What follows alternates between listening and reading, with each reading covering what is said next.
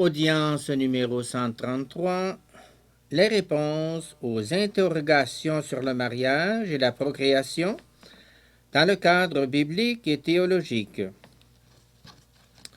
La catéchèse que j'ai entreprise peut être groupée tout entière sous le titre « L'amour humain dans le plan divin » ou, pour être plus précis, « La rédemption du corps et le caractère sacramentel du mariage ». La seconde partie de la catéchèse a été consacrée à l'analyse du sacrement sur la base de l'Épître aux Éphésiens, Éphésiens 5, 22, 33, qui remonte à l'origine biblique du mariage, que rappellent les paroles du livre de la Genèse, « L'homme laissera son père et sa mère, s'attachera à sa femme, et ils deviendront une seule chair. » Genèse 2, 24.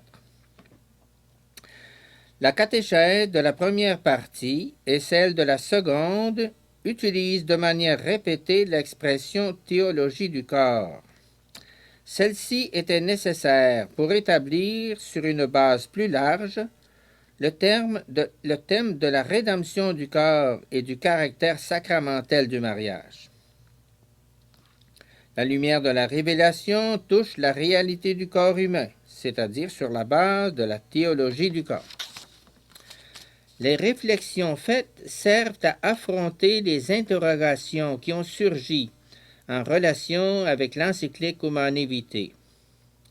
La réaction qu'a suscité l'encyclique confirme l'importance et la difficulté de ces interrogations.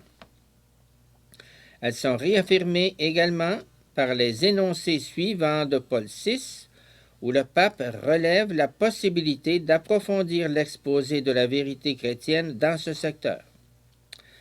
L'a confirmé en outre l'exhortation Familiaris Consortio.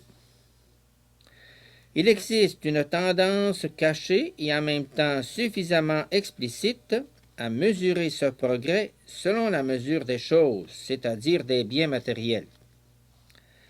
L'analyse des aspects personnels de la doctrine de l'Église contenue dans l'encyclique de Paul VI met en évidence un appel résolu à situer le progrès de l'homme à la mesure de la personne, à la mesure de l'éthique et non seulement à celle de la technique.